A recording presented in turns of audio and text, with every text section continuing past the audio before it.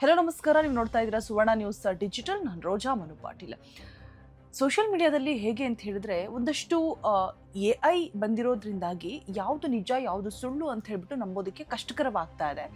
So ಹಾಗೆ ಒಂದು ಸುದ್ದಿ ಹರಿದಾಡ್ತಾ ಇದೆ. ಎಲ್ಲರೂ ಕೂಡ ಸಿಕ್ಕಾಪಟ್ಟೆ ಕ್ಯೂರಿಯಸ್ ಆಗಿದ್ದಾರೆ ಮತ್ತೆ ನಿಜಾನಾ ಅನ್ನುವಂಥ ಆಶ್ಚರ್ಯ ಕೂಡ ಮತ್ತೊಂದು ಕಡೆ ಮೂಡ್ತಾ ಇದೆ. ಏನು ಹೇಳೋಕೆ ಹೊರಟಿದ್ದೀನಿ ಅಂತ ಹೇಳಿದ್ರೆ, ನಯನತಾರಾ ಅವರು ತಿರುಪತಿಗೆ ಹೋಗಿದ್ದಾರೆ. ಸೊ ತಮ್ಮ ಮುಡಿಯನ್ನು ಕೊಟ್ಟಿದ್ದಾರೆ ಟಾಕ್ಸಿಕ್ಗಾಗಿ ಅಂತ ಹೇಳ್ಬಿಟ್ಟು, ಟಾಕ್ಸಿಕ್ಗೆ ಒಳಿತಾಗಲಿ ಅಂತ ಹೇಳ್ಬಿಟ್ಟು ಹರಕೆಯನ್ನು ಕಟ್ಕೊಂಡಿದ್ದಾರೆ. ಸೊ ಹರಕೆಯನ್ನು ಈಡೇರಿಸಬೇಕು ಅಂತ ಹೇಳ್ಬಿಟ್ಟು, ಅಂದರೆ ಟಾಕ್ಸಿಕ್ಗೆ ಎಲ್ಲವೂ ಕೂಡ ಒಳಿತಾಗಬೇಕು ಅಂತ ಹೇಳ್ಬಿಟ್ಟು ತಮ್ಮ ಮುಡಿಯನ್ನು ಕೊಟ್ಟಿದ್ದಾರೆ ಅನ್ನುವಂಥದ್ದು ವಿತ್ ಒಂದು ಇಮೇಜ್ ಕೂಡ ನೋಡ್ತಾ ಇದ್ದೀರಾ ನೀವು ಸ್ಕ್ರೀನ್ ಮೇಲೆ.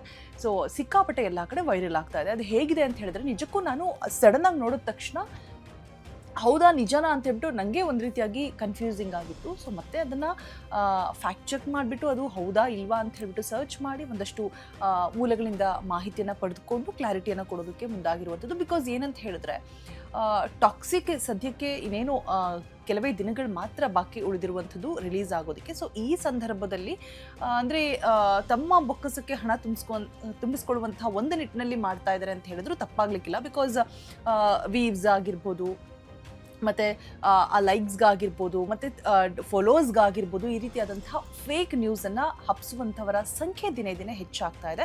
ಅದರಲ್ಲೂ AI ಬಂದಾಗಿನಿಂದ ಅದನ್ನು ಸದ್ಬಳಕೆ ಮಾಡ್ಕೊಳ್ಳೋದಕ್ಕೆ ಮುಂದಾಗುವವರ ಸಂಖ್ಯೆಗಿನ ಹೆಚ್ಚಾಗಿ ಅದನ್ನು ದುರ್ಬಳಕೆನೇ ಜಾಸ್ತಿ ಆಗ್ತಾ ಇದೆ. ರೀಸೆಂಟ್ಲಿ ನಾವು ನೋಡಿರ್ಬೋದು, ರುಕ್ಮಿಣಿ ವಸಂತ ಅವರ ಒಂದು AI ಪಿಕ್ಚರ್ ಕೂಡ ಸಿಕ್ಕಾಪಟ್ಟೆ ರಿವೀಲ್ ಆಯಿತು. ಮತ್ತು ಅವರು ಅದಕ್ಕೆ ಏನೆಲ್ಲ ಒಂದು ಡಿಸಿಷನ್ಸನ್ನು ತೆಗೆದುಕೊಳ್ಬೇಕು ಅಂದರೆ ಕಂಪ್ಲೇಂಟನ್ನು ಅರೈಸ್ ಮಾಡಿದ್ರು.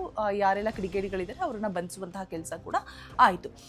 ಸೊ ತನಿಖೆ ಕೂಡ ಆರಂಭ ಆಗಿತ್ತು. ಸೊ ಹಾಗೇನೆ ಈಗಲೂ ಕೂಡ ನಯನತಾರಾ ಅವರ ಒಂದು ಇಮೇಜ್, ಅಂದರೆ ಮುಡಿಯನ್ನು ಕೊಟ್ಟಿರುವಂಥ AI ಇಮೇಜ್ ಎಲ್ಲ ಕಡೆ ಸಿಕ್ಕಾಪಟ್ಟೆ ವೈರಲ್ ಆಗ್ತಾ ಇದೆ. ಸೊ ಅದು ಫೇಕ್ ನ್ಯೂಸ್ ಅಂತಲೂ ಕೂಡ ಇವಾಗ ದೃಢಪಟ್ಟಿರುವಂಥದ್ದು.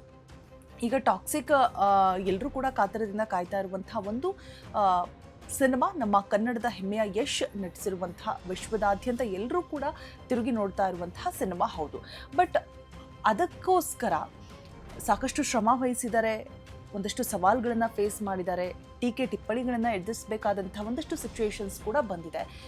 ಮತ್ತು ಬ್ಯಾಂಗ್ಳೂರಿನಲ್ಲಿ ಏನು ಪ್ಯಾನ್ ಇಂಡಿಯಾ ಇವೆಂಟ್ ನಡೀತು, ಆ ಸಂದರ್ಭದಲ್ಲಿ ಎಲ್ಲರೂ ಕೂಡ ಯಶನ್ನು ಹೊಗಳಿ ಮಾತನಾಡಿದ್ರು. ಸಿನಿಮಾಗಾಗಿ ತಾವೆಲ್ಲರೂ ಕೂಡ ಪಟ್ಟಂತಹ ಶ್ರಮದ ಬಗ್ಗೆ ಇಂಚಿಂಚು ಮಾಹಿತಿಯನ್ನು ಕೂಡ ಹಂಚಿಕೊಂಡ್ರು. ಹಾಗೆ ಗೀತು ಮೋಹನ್ ದಾಸ್ ಅವರು ಕೂಡ ಭಾವುಕರಾಗಿ ಒಂದಷ್ಟು ವಿಚಾರಗಳನ್ನು ಹಂಚಿಕೊಂಡ್ರು. ಏನೇನೆಲ್ಲ ಸವಾಲುಗಳು ಎದುರಾಗತ್ತೆ, ಒಬ್ಬರು ಡೈರೆಕ್ಟರ್ ಆಗಿ, ಅದರಲ್ಲೂ ಹೆಣ್ಣು ಮಗಳಾಗಿ ತಮ್ಮ ಮೇಲೆ ನಂಬಿಕೆ ಇಡುವಂಥವರ ಸಂಖ್ಯೆಯೇ ತುಂಬ ಅತಿ ವಿರಳವಾಗಿತ್ತು. ಅಂಥದ್ರಲ್ಲಿ ಯಶ್ ನನ್ನನ್ನು ನಂಬಿ ಇಷ್ಟರ ಮಟ್ಟಿಗೆ ನಾವು ಸಿನಿಮಾವನ್ನು ತಂದು ಇಲ್ಲಿವರೆಗೂ ನಿಲ್ಲಿಸಿದ್ದೀವಿ ಅನ್ನುವಂಥ ಮಾತುಗಳನ್ನು ಹೇಳಿದರು. ಸೊ ಈ ಸಂದರ್ಭದಲ್ಲಿ ನೋಡಿ, ಆ ಸಿಚುಯೇಷನ್ಗೆ ತಕ್ಕ ಹಾಗೆ ಸಿನಿಮಾ ರಿಲೀಸ್ ಆಗ್ತಾ ಇದೆ ಅನ್ನುವಂಥ ಸಂದರ್ಭದಲ್ಲಿ ಯಾವ ಕಂಟೆಂಟನ್ನು ತೆಗೆದುಕೊಂಡು ಈ ರೀತಿಯಾಗಿ ನಾವು, ಅಂದರೆ ಫೇಕ್ ನ್ಯೂಸನ್ನು ಹಬ್ಸಿದ್ರೆ ಅದು ಈಸಿಯಾಗಿ ನಾವು ನಂಬಿಡ್ತೀವಿ, ಕ್ಯಾಚ್ ಮಾಡ್ಕೊಳ್ತೀವಿ, ವೈರಲ್ ಆಗತ್ತೆ ಅನ್ನುವಂಥ ಒಂದು ಆ ಯೋಚನೆ ಇದೆಯಲ್ಲ, ಆಲೋಚನೆ ನಿಜಕ್ಕೂ ಅದನ್ನು ಮೆಚ್ಚಬೇಕಾದಂತೆ. ಫೇಕ್ ಆರ್ ಟ್ರೂ ಅವ್ರಿಗೆ ಆ ಆಲೋಚನೆ ಬರೋದು ಹೇಳಿ. ನನಗೇನೆ ಅದನ್ನು ಆ ಫೋಟೋ ನೋಡಿದ ತಕ್ಷಣ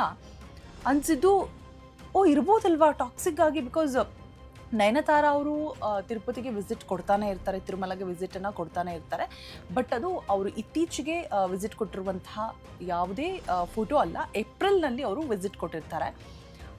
ಈ ಕಳೆದ 3 ತಿಂಗಳ ಹಿಂದೆ ಅವರು ತಿರುಮಲಗೆ ಹೋಗಿ ದರ್ಶನವನ್ನು ಪಡೆದುಕೊಂಡಿರ್ತಾರೆ. ಸೊ ಅದೇ ಫೋಟೋವನ್ನು ತೆಗೆದುಕೊಂಡು ಅವರು ಆ ರೀತಿಯಾಗಿ ಮುಡಿಯನ್ನು ಕೊಟ್ಟಿರೋ ಥರ AI ಜನರೇಟ್ ಮಾಡಿರುವಂಥದ್ದು. ಮತ್ತು ಅವರು ತಿರುಪತಿಗೆ ದರ್ಶನವನ್ನು ಕೊಡುವಂತಹ ಸಂದರ್ಭದಲ್ಲಿ ಕಂಪ್ಲೀಟ್ ಆಗಿ ಮುಡಿಯನ್ನು ಕಟ್ಕೊಂಡು ದರ್ಶನವನ್ನು ಮಾಡ್ತಾರೆ. ಬಿಕಾಸ್ ನಮಗೆ ಗೊತ್ತಿರೋ ಹಾಗೆ ಯಾವುದೇ ಹೆಣ್ಮಕ್ಕಳಾಗಲಿ ದೇವಸ್ಥಾನಕ್ಕೆ ದೇವರ ದರ್ಶನವನ್ನು ಪಡೆಯುವಂತಹ ಸಂದರ್ಭದಲ್ಲಿ ಅಥವಾ ಮಂಗಳಾರತಿಯನ್ನು ಪಡೆಯುವಂತಹ ಸಂದರ್ಭದಲ್ಲಿ ಫ್ರೀ ಹೇರ್ಸನ್ನು ಬಿಟ್ಕೊಂಡು ದರ್ಶನವನ್ನು ಪಡಿಬಾರ್ದು, ಮಂಗಳಾರತಿಯನ್ನು ತೆಗೆದುಕೊಳ್ಬಾರ್ದು ಅನ್ನುವಂಥದ್ದು ಗೊತ್ತಿರುವಂತಹ ವಿಚಾರ. ಬಿಕಾಸ್ ಒಂದಷ್ಟು ಕಾರಣಗಳಿದೆ, ಅದಕ್ಕೆ ಅದರದಾದ ಇತಿಹಾಸ ಹಿನ್ನೆಲೆ ಕೂಡ ಇದೆ.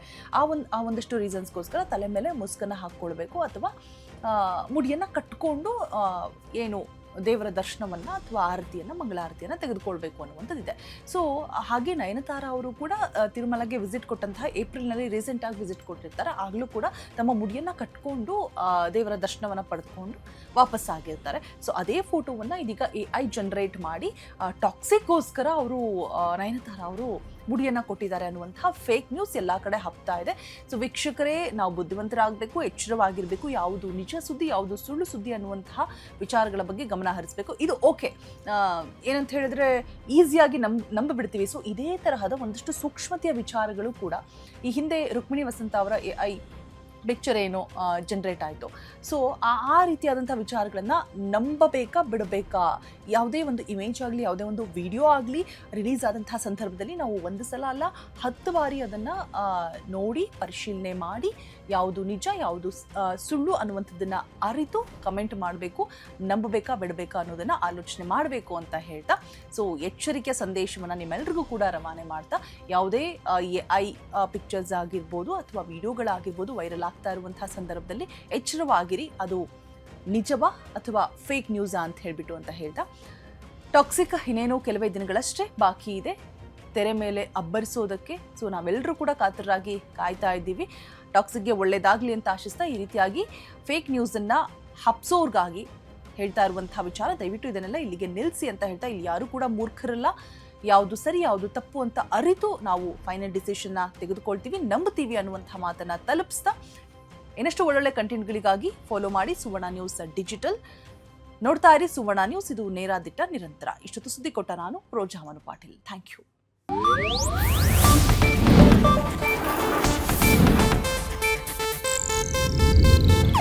ಇದು ಏಷ್ಯಾನೆಟ್ ನ್ಯೂಸ್ ನೆಟ್ವರ್ಕ್ ಪ್ರಸ್ತುತಿ.